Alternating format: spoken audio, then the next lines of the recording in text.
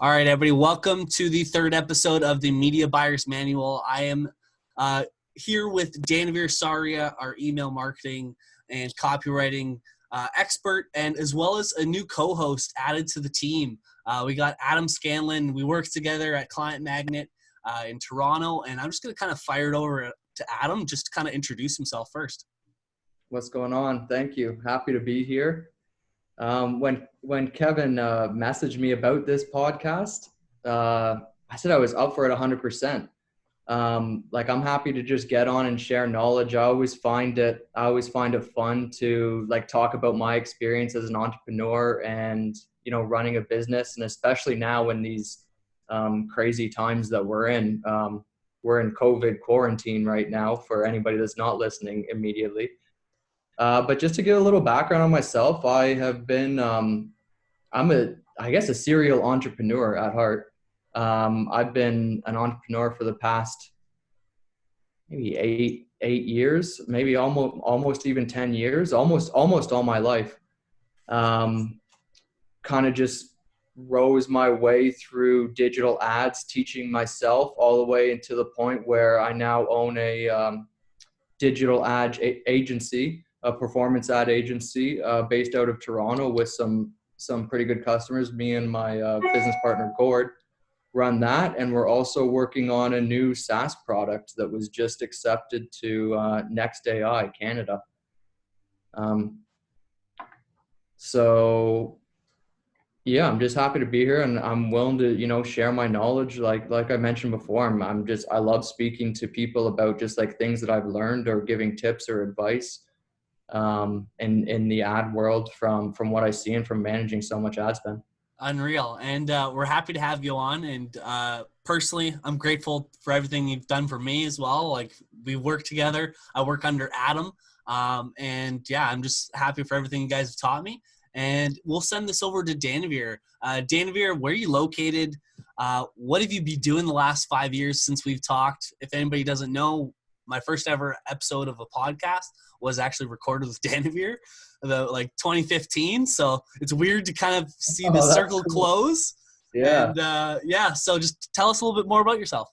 Well, what's funny when you said that you were actually that was the first time I ever got interviewed in a podcast. So it's first time for both 5 years ago. But yeah, I'm located in Miami, Florida, and past 5 years, last time we talked, I was running a info marketing business, expert business, basically online school called CopyMonk, which was an online educational school for direct response copywriters. We did the whole, I did the whole guru thing, just selling courses, how to make, $300 per email with clients and all that kind of stuff. But, that's what copywriters want to know. Just teaching, direct response copywriting, like old school, like Gary Halbert, Eugene Schwartz, Capels, all those direct mail, Joe Sugarman infomercial type of stuff. So that's pretty much, and that pretty much kind of sums up my background in general. I started out 10 years ago. I was just interested in fitness at the time, and I realized that this dude called Craig Valentine, he posted up a blog post or something saying, hey, I make 7 figures selling these little ebooks. And I was I loved fitness at the time. I was bro, I could do this stuff. I could write an ebook. Yeah, exactly. I can make 7 figures. Dude. This is easy. It was literally just a Word doc. So I was Yeah. And obviously it didn't turn out to be that way. I got, because of that. But at the same time, Craig said, hey, if you want to learn digital marketing, which I wanted to, so I could sell the courses, he was hey, do work for free for someone. So what I did was I reached out to a street magician who had a YouTube channel called Free Magic Live. It was one of the biggest magic channels on YouTube at the time. This was 10 years ago. And he also sold courses on how to do street magic and stuff. And that's pretty much how I got started into digital marketing in general, just, doing affiliate deals, launching courses, doing email marketing stuff 10 years ago. And ever since then, it's just been a lot of it direct response marketing, direct response in general, courses. And in the past, I would say year, it's been e-commerce. So, and a lot of that time has been with email marketing, doing stuff for Kettle on Fire, Drinkle 2, a bunch of small and big businesses in e-commerce, and now I'm actually trying to pivot a little bit into ad buying and the creative side of that stuff. Awesome, Nice. awesome. So, sidebar, do you know any magic? I do. I was really like before, but the reason why I reached out to him was because during that time, or even like years before, like in middle school, I was really, really into magic, like card tricks and stuff. Like that was my thing. Like literally, like in the middle of class, whenever the teacher's not teaching, and you're just like, "Hey, you want to see something cool?" And it's like, boom, and it's like, "Oh, okay." So yeah, that's why I reached out to a street magician, because I love magic, the David Blaine stuff. So yeah. Unreal. So you've been doing like more e-com research recently. Like what kind of industries are you working with? Like mainly like food and like beverage and stuff like that? Yeah, it's mostly been food and beverage. And it just turned out to be that way. It's not because I like food and beverage, because the original idea was like, hey, well, because in the direct response space, the way people normally get into e-commerce is through supplements and through consumables. And so I was like, well, I guess if it works for supplements, it's got to work for the other types of businesses, right? It's going to be the most direct response friendly. And it just so happens that the first client I had was Kettle on Fire. And obviously the way it works out, because you have a case study in the food and beverage industry, the only other people who want to say yes to you are people in the food and beverage industry, even though you can do stuff for other people, but that's just how it works. And so that's how it's mostly been. Fair So enough. I know Kev, you work for, or you do work for a e-commerce coffee business. So like maybe you'll have some insight to this as well. But like with everything that's going on nowadays, like have you seen a drastic change in like consumer habits from doing this in the food and beverage industry within e-commerce? Yeah, just a little. I mean, some businesses, it just kind of depends. But in others, it's like, as long as the messaging, they switch up the messaging, then they're usually pretty much okay. Like if you're, for example, like Kettle on Fire, their product it's shelf stable. So for them, it's going to be a lot easier than some other types of food and stuff that they're not shelf stable, or they're like, it's not like, survival food, Mm-hmm. So in that case, it's going to be a little bit harder. So Yeah.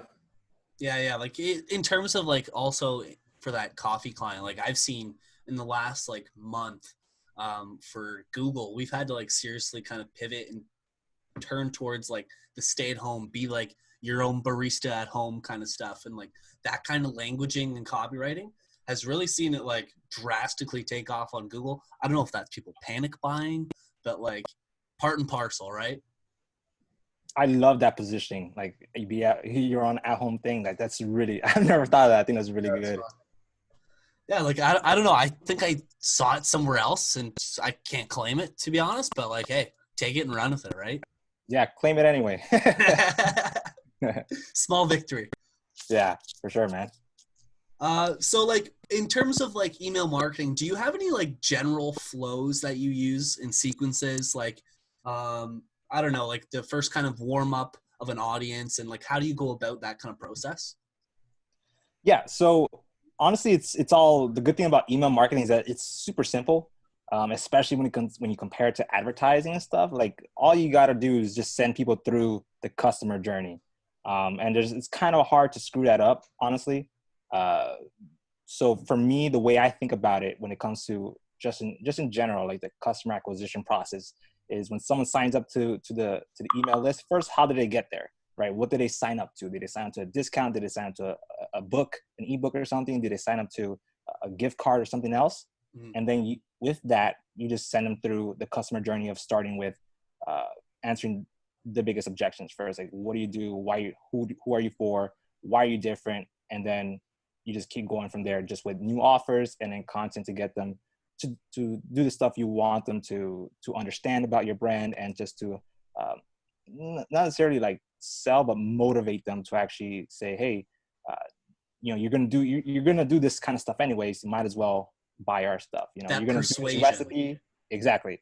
So like say if it was a coffee thing, it's like, okay, well, say you say for some reason there's a tip. I don't know. I'm just making this up right now, but say some reason there's a tip where you should drink coffee in the morning. Well, if you're gonna drink coffee every morning, take our stuff. Yeah. So Why not? Yeah. Fair enough. Okay. So you find that like unique positioning and then persuade them about the brand and kind of ease them in through that way. yeah, basically, the way I focus more on, I'm a huge proponent of messaging. So I'm not, even though my background's in a lot of indirect response copywriting, I don't consider myself like a wordsmith or anything, but I'm really huge into positioning. So I do not like to do anything, for example, if I do not know how the product and the brand is completely different from everyone else. You're the first, you are, the highest rated, you are whatever. And then from there is just, a lot of it's just like, hey, you just repeat that over and over and over again in just different angles and stuff. So as long, because most of the time, most people don't even know what you do. And even if you say all the time, you just realize, all of a sudden you get a customer email or someone, emailing you and say, hey, why should I buy your stuff or something like that? And it's like, bro, I spent all these times writing these emails telling you, and you still don't understand. Like, but that's just how it is. So you just got to say it like in a million times in a million different ways. So yeah, essentially you're repackaging it, right?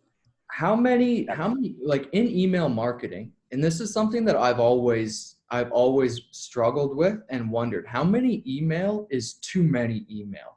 Like I have some that I've just signed up for their list. Like I'm just curious about marketing in general. So I'll just sign up for some people's lists just to see what they send me, and I'll like either read it. Sometimes it just sits unread. It all just goes into one folder, and I just go through it sometimes. But some guys hit me like every single day with an email, and I don't know if I read their email more than anybody else. So like maybe that's effective, but like I can also see how that's super annoying to be getting email every day. So like, is there a sweet spot that you focus on, or that like you have that you tend to send to people? Sure. Yeah. I would say the sweet spot is anywhere from 2 to 4 emails. They're not all email blasts, to the whole list. By the time you get to email number 3 or 4, they're usually segmented. So, but yeah, I would say the sweet spot is 2 to 4. I am a big proponent of high frequency emailing. All the big brands do it, and they do it for a reason. It just works. It just so happens that when you are selling, when you're a direct consumer brand, for example, you just don't have like the massive catalog that Macy's has, right? Or you don't, and you're selling, or for example, a coffee. Well, there's only like 3 to 5 different types of actual SKUs of coffee you can actually sell. So because of that, you don't want to do daily, because at that point you're not, there's only so much to say and only so much they care about. So yeah, so I would say 2 to 4. Like someone like Wayfair who emails me like maybe even twice a day, but they are emailing like, this is about couches, this is about frames, this is about lighting, this is about chairs, this is about dining room tables. Like they've got so many that they can hit me about. Dude, speaking of Wayfair, I bought a golf net off it like just before the podcast started. So like weird timing. Oh, you're going to get absolutely blasted with email. Something from Wayfair. I look forward to it now, though. Now I'll be looking forward to the sequence, seeing how it goes, and the high frequency, right? We'll see what happens. And the retargeting comboed in too is amazing. Anytime, the DPA. I click something in an email, I'm being hit with that exact same thing in ads for the next 3 days. For sure, like, for sure. Product, not even just category. Like it's I'm looking at a carpet, it's showing me that exact same carpet for the next 3 days in a row. I'm staring at that thing on every single I guess you know that because you just like moved into the apartment, so like you've just been struggling with all those retargeting ads. I was doing furniture shopping, so yeah, I'm getting hit with it like crazy. Awesome. All right, so Danavir, speaking of like getting people to open your emails and all that, like what kind of angles do you use in your subject lines? Are you going like curiosity driven, controversial? Are you doing like education based? Like how do you get people to open your email and kind of go from there? Because that's probably people's biggest struggle right there. Yeah. So when I was first transitioning into e-commerce emails, because my background was in direct response and letter info marketing, I thought it was sort of the same. It was curiosity and stuff, but turns out it's not. It's not really true. It's basically it's a lot simpler. Just tell people exactly what you're going to do. It's very straightforward. What is the actual value you're going to send them? Whether that's a discount, whether that's content, like you tell them exactly straight up. So in terms of like angles, in terms of that way, it's there's nothing more to it. It's literally that simple. The only other types of angles I would try is the obvious stuff. Like if it's Valentine's, you do something Valentine's-y and stuff like that. So that's pretty much the extent of it. It's not too crazy when it comes to email subject lines. The reason why people focus so much of it is because they think it's going to increase open rates, and it sort of does. But what's most important is that the overall email experience, so that when people see the name who's sending the email, that's what's going to get them to at least pay attention and to the email itself. So building that kind of brand value up will eventually get those emails opened, right? Yeah, well, I would say it's 50-50 because you can't obviously I like the whole idea. Yeah, it's ownership. It's your job to make them to open, but at the same time, if the person there just doesn't care about the topic at the time, there's literally nothing else you can do. Yeah, timing's everything, I guess. Yeah, exactly. Do you find that something like adding emojis or adding numbers or like a ... like is there any little hidden thing that you found that like always boosts up open rate? No, I don't do any of that kind of stuff. Some people find it useful. I personally don't. At the same time, I haven't really tested it that much because I'm a very firm believer of messaging, and my whole thing is, what are you actually saying? And the emoji doesn't fix anything, and it doesn't really boost anything that's significantly or anything that's worthwhile doing it all the time as an actual strategy. So so for me as the person doing it for other clients, I have to worry about multiple clients at a time. If it's not going to make a difference, or at least not a big difference, so forget about it. Just worry about the actual message you're trying to send. Okay. So like we sorry to cut you off. We see so much talk about like try this. I was actually just having a conversation with someone the other day that changed their from name. So the old from name was it was the company name, and they changed it to like Adam from Client Magnet rather than like sending it from Client Magnet. And it boosted it up. But they were asking me like, do you know, like, is this better? Is this worse? Should I be adding something else in that from name? And I kind of just said, like, my answer is always just test it. Like, go ahead and test it. Change the name, see if it works better or if it doesn't work better. But I think the advice of like stick to actual good content in that email is the best advice I've heard from it. Yeah. In terms of what you were saying, I do believe the from name is usually better. Because it also affects the content you're writing. Because I think it's just a lot easier and just overall better to write the actual content of the email as a first person, rather than saying, you sign off the emails like, the customer service team, it's like, you put yourself as the actual founder. Yeah. So, and it's also a lot easier when you just say the words, I did this, you did this, and that kind of stuff. So first person. So, yeah.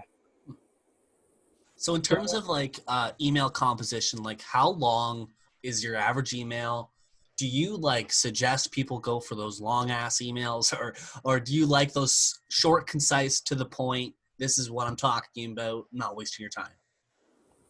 It's completely situational for me. So first, it's a category you're in. So in food and beverage, it's usually going to be for me longer than if it was something like apparel. And the reason for that is because what does the customer need to know to actually make a buying decision? If it's apparel, all they really need to know is how does it look like, and what does it fit me? And maybe, I guess, if it has a special fabric or something, but you can explain that in like a paragraph at most. But if it's food and beverage, if you're selling like the coffee, for example, if I just look at your packaging, I'm not going to know why I should buy it. So I need more of an explanation for that. And yeah, that's pretty much my biggest thing when it comes to stuff like that. There is some storytelling component, especially if it's in like a, like Valentine's, like a holiday type of thing. But yeah, so it's completely situational. So for me, I end up doing more long form because I am more on food and beverage. And in some cases, I go really long form, especially, for example, like in a welcome sequence.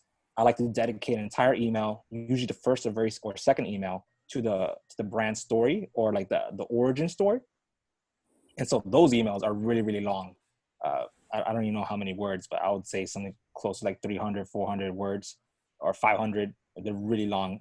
And then others are just going to be completely, a lot shorter. So again, it goes back to also the awareness, stages of awareness. If someone's earlier, more unaware of your product and your brand, they're longer. As people go deeper into the funnel, they get shorter.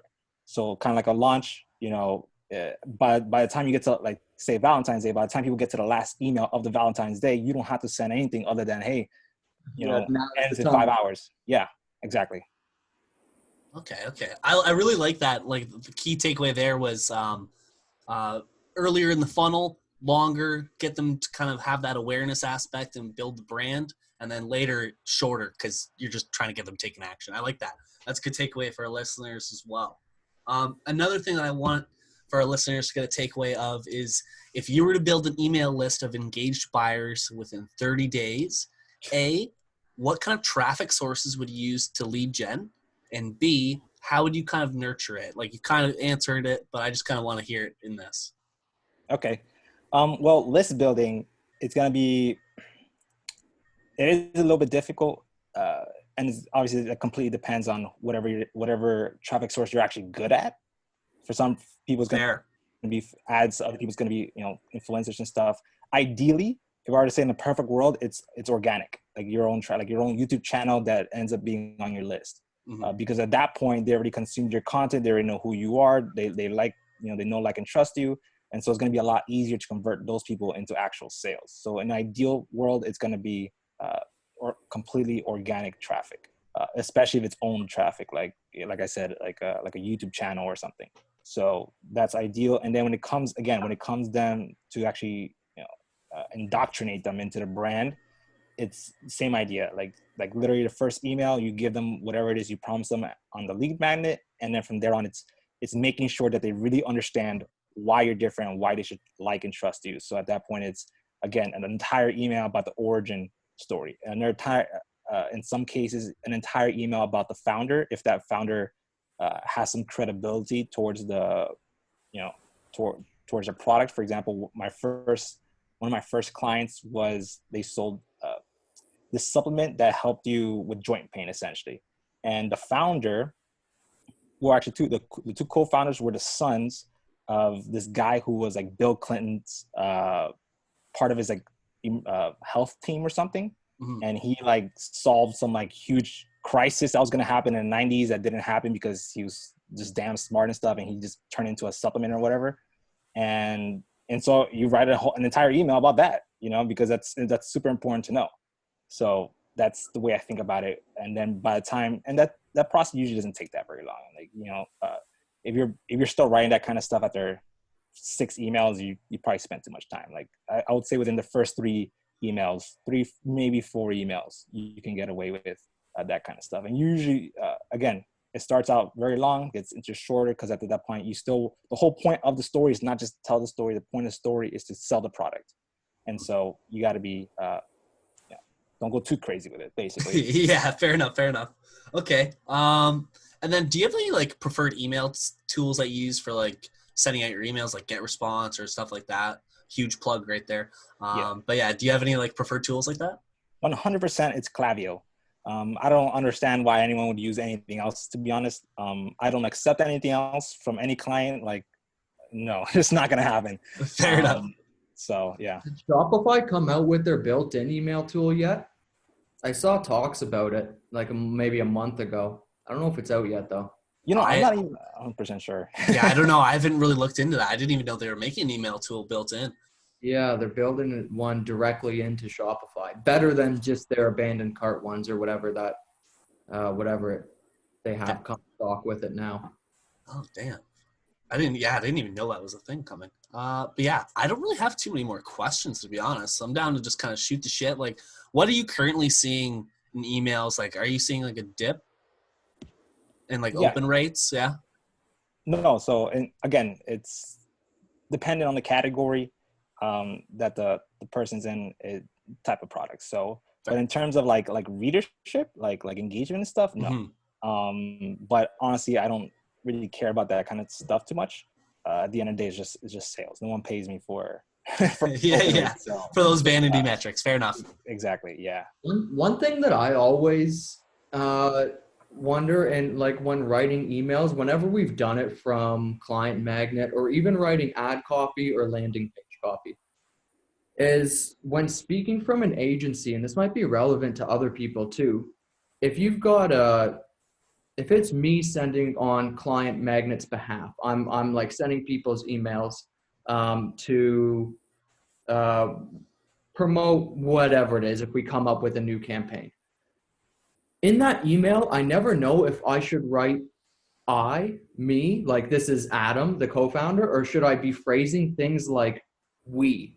Like we at client, we spend X amount per year on ads and we are qualified because of X, as opposed to like I spend this. I am qualified because, you know, it always seems weird to me when I'm putting I in the context of a company, but it's not really me that's doing it. You know, I'd be lying if I said I spend millions of dollars a year on ads. Maybe the company does. I personally don't. You know what I mean? So it's always strange to me to like put things like that.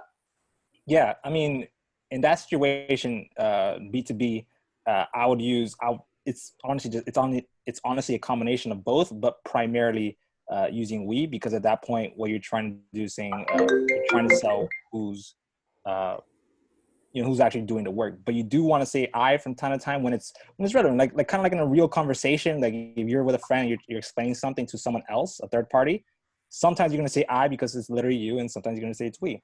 So in that situation, it's I would just think of it like a regular conversation. Whenever you want to make sure that someone understands that it's the team doing it, because that's who you're hiring. In that case, is great. Example, I think Gary Vaynerchuk said one time, like, people think it's him, but he has to say we a lot of the time because you're not hiring him when you hire VaynerMedia, you're hiring the team. Yeah. But a lot of the other times he's saying I because it's him knowing things, so. Yeah. That's a great point. Especially when moving, like we're kind of going through that transition of we don't want it to be just like very founder focused. The same way as like just any company that grows, it needs to be the team included as well.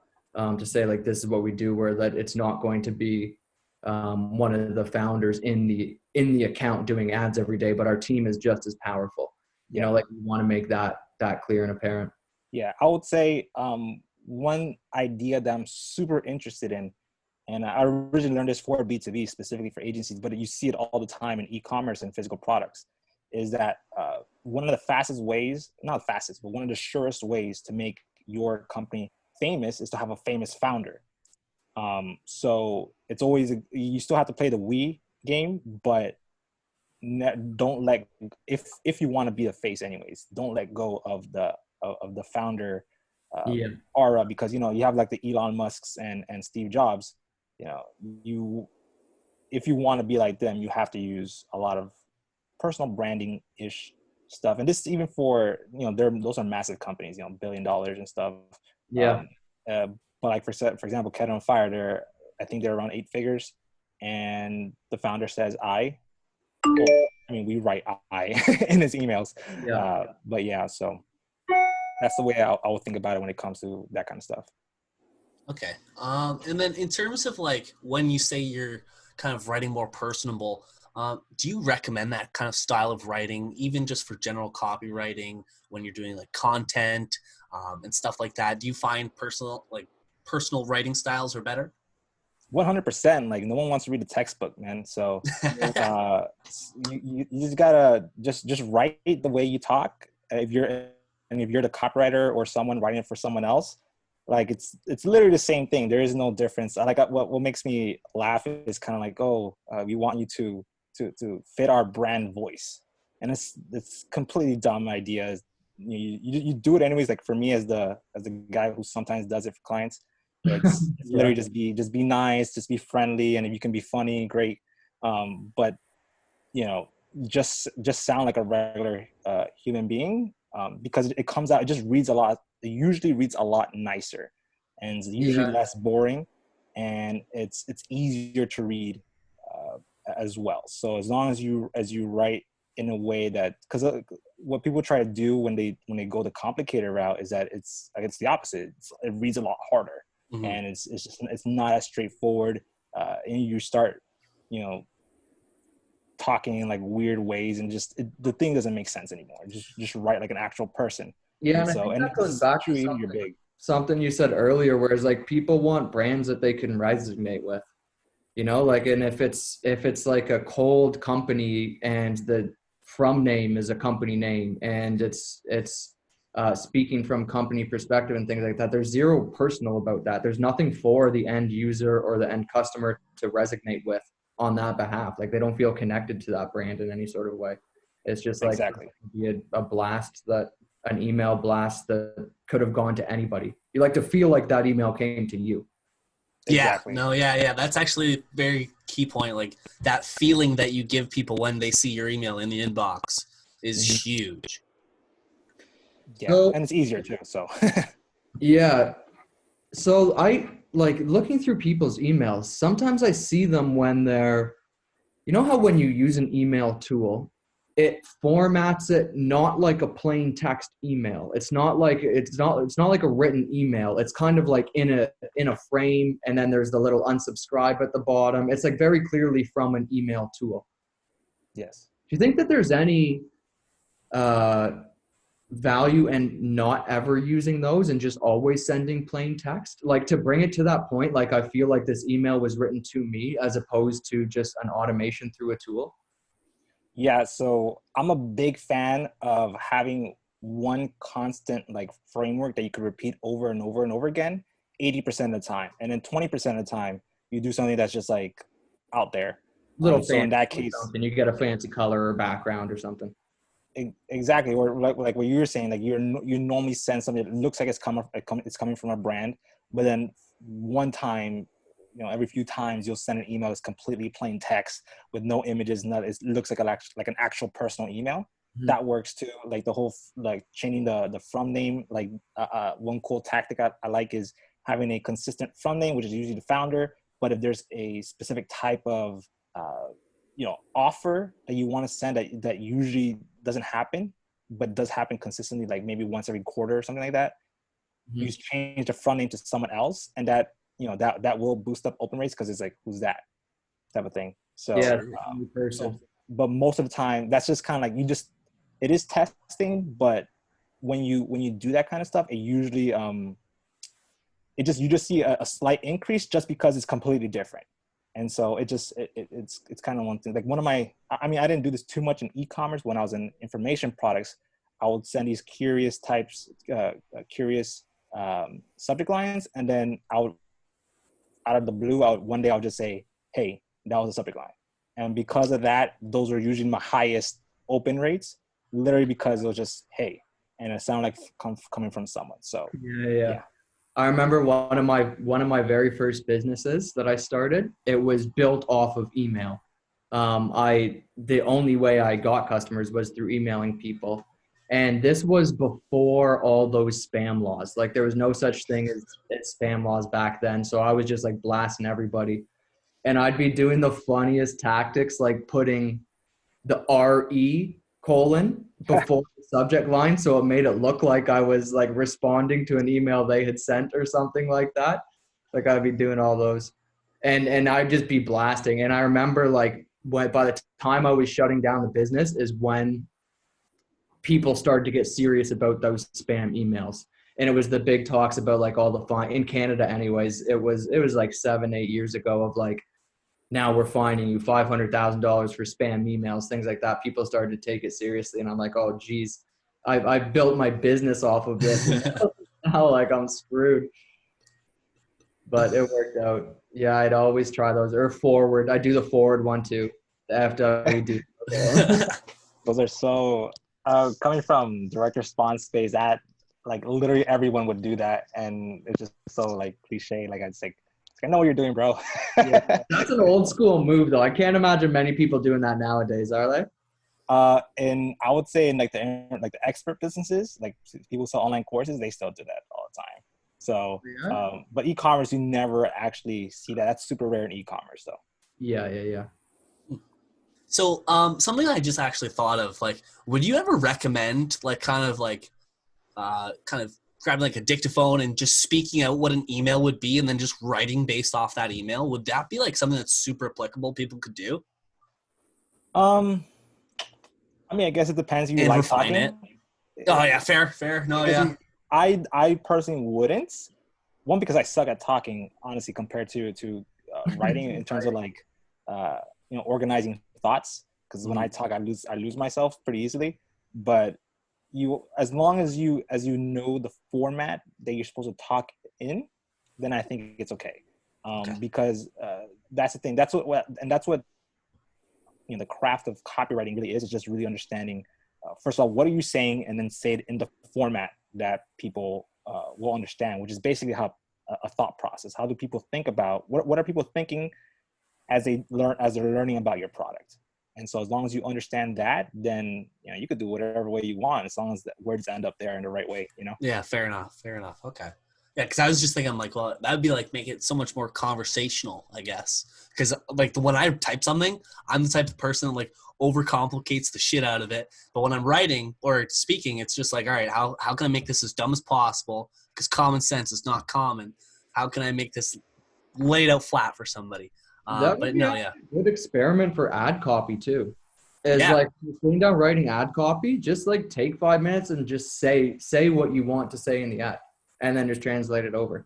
Like yeah. that'd be a cool test to run and just see how that copy performs. I think we'll be doing that. I think that's gonna happen. I'm gonna have to grab one of those dictaphones and be like Lewis Litt in Suits. Your daily journaling with your dictaphone. I need an assistant. I'm just gonna talk shit about an assistant. I think a really cool way, and I know some people, if you're not a copywriter, it's usually you're like, bro, what is this format that he's talking about? I think a really cool way just to learn without getting too nerdy is just to go to like the Harmon Brothers website or something and just look at those longer form ads that they do, like Squatty Potty and Fiber Fix and stuff like that, and just pay someone to do a transcript of it and literally just read that thing every day. And within a few days you'll learn the format like it's the back of your hand, and all of a sudden you can write pretty much anything to sell something. So that's a quick. Sorry, go ahead. Is there a tool that you use, like when we're looking up ads and we want to get inspiration for ads, we'll go creep on people's ads in like the Facebook ad library, for example. Is there a place to go creep on people's emails? Like, is there? Yeah, there's a couple. I don't use them very much, but I think one is called reallygoodemails.com. Pretty sure, and I think there's maybe one or two more. I don't really remember them. Yeah. I don't really use it because at this point, I mean, I've been at this for 10 years, so I kind of understand it. And I usually, what I do is I do it the more passive way, which is, subscribe to a couple emails, to a couple newsletters. And then, from time to time, you open one, it's like, oh, that's cool. Let me try that. And that's the way I usually do it. But you want to be more proactive about it, then I think reallygoodemails.com is one. Yeah, that's actually really cool. Yeah, typically how I do it is that same way. That's why I'll subscribe to people that sell the exact same thing I do, and I'll just see what they're saying, what they're wording. Exactly. Yeah. So do you guys have any like final questions for Danavir? Well, mainly Adam, do you have final questions? And then Danavir, after that, you can shamelessly plug anything you're doing right now or want to plug by all means. But yeah, Adam, do you have any final questions? No, it was cool having a conversation. I appreciate this. These are always fun. I'm gonna go check out that site. But I think like the main thing that I took away from this is how focus on the content more. I think we get caught up in like testing subject lines and trying this and trying that and doing everything, whereas like the main focus should be on the content of that email. Yeah, more so away from the tactic and more lean into like the messaging and the content, right? Yeah. Just understand your customer, worry about the psychology, and that's literally like 80-90% of it. And then from there is just wrapping that idea, that message you have into some type of angle that sounds cool. Essentially, that's pretty much what everything is. Like just do it and think different and stuff. those are not novel ideas. They're pretty, they're standard, they're understandable. People say it all the time. They just put it in a way that's cool, essentially. So yeah. But in terms of what I can pitch, I actually have my own podcast. I haven't actually posted in a while, but plan to restart it a little bit, called Scale Your Store. We talk about, how to, how other brands have, grown their business from 0 to 7 figures or 8 figures. And other than that, my agency, slicedicemedia.com, where we do email marketing, but also we're getting started with Facebook ad creative. So, like those social ads that you guys do, as if you're a media buyer, you're talking about like those value proposition ads, PR ads, and all that kind of stuff, because those things work together, right? Without email, it's going to be very hard to afford good customers, and without the Facebook ads and stuff, you're not getting anyone to your email list. Fair enough. We really appreciate having you on. We'll probably try to have you on again if you'd like, let us come on. It's been great to have you talk about email marketing, because we are mainly focused on media buying, but email marketing is such a huge back end process that media buyers need to be aware of, and copywriting is just hand in hand with media buying. So we really appreciate having you on. And yeah, thank you so much. Podcast brought to you by Client Magnet Co. Hit us up. But yeah, that's pretty much everything, guys. I'm going to end the recording right here. Thank you so much for coming on, fellas. Thank you. Thanks for having me.